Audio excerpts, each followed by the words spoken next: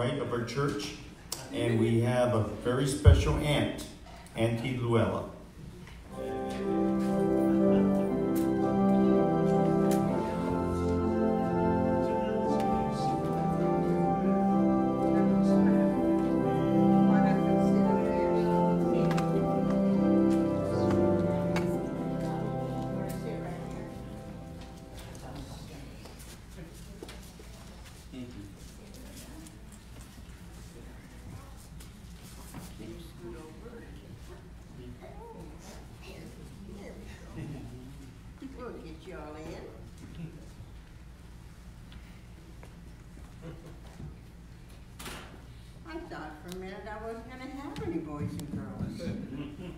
So excited when I have lots of boys and girls. Good morning. This is a little bit too tall for me, but I guess I'll do it. Beth was going on a plane trip. She was going somewhere. I guess she was going home. She'd been somewhere. And she was sitting at the airport just waiting and waiting. And she thought, oh, you know, I got time to read my Bible while I'm waiting.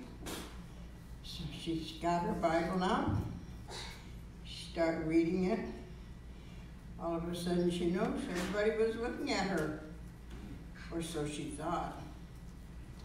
And as she was reading and then looking up, she realized that they're not looking at me at all. They're looking at something behind me. And so she turned around, and oh my, when she looked back,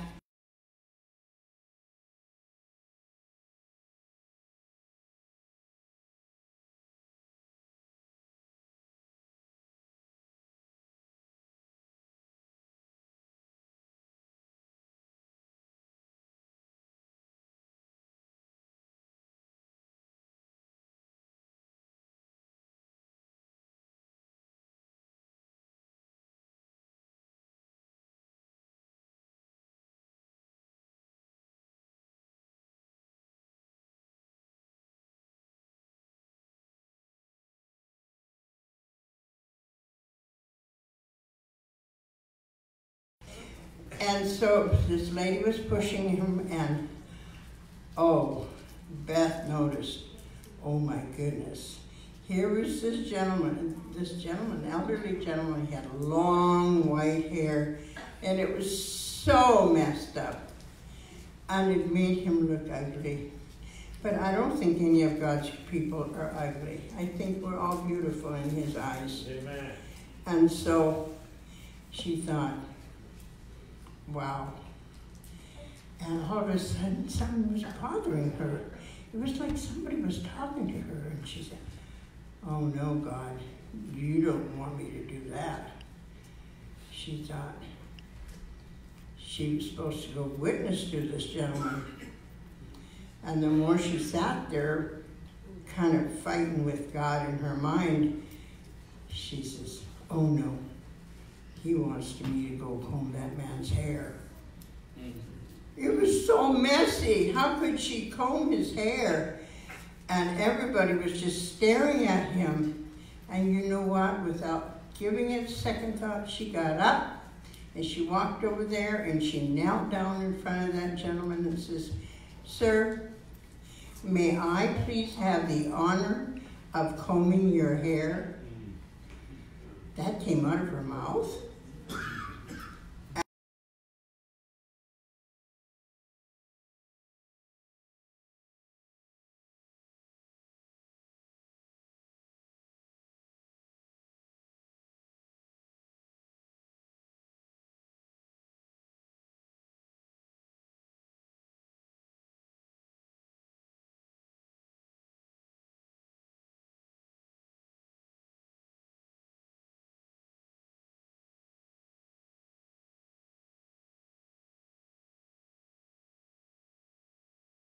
And she said, but I don't even have a brush or a comb. And he said, well, if you look in my bag, I believe there's a comb in there. And so she got in the bag, and sure enough, there was a comb, a really good comb. And so she started, and you know, she had a little girl at home, so she knew how to comb long, messed up hair. And she took a little bit of time, and she worked on it, and she worked on it, and she's got all the snails on it. And then she went over to the other one side, got some more, until she had all the snares out of it. And his hair looked really nice and pretty.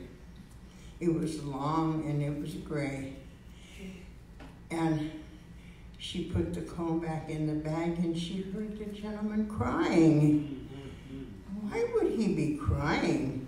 And so she went over and she kneeled in front of him again. She put her arms on his knee and she says, "Sir, can I do something else for you? Are you okay?" And he says, "You know,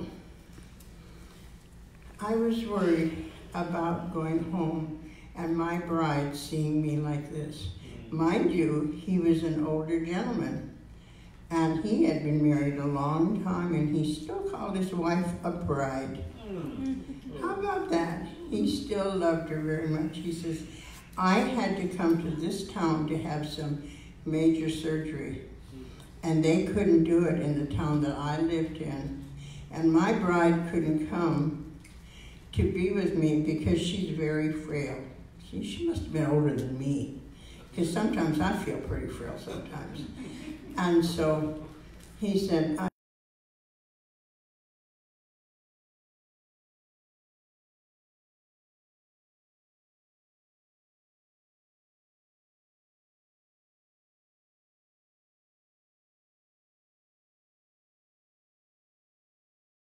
he wasn't the only one crying.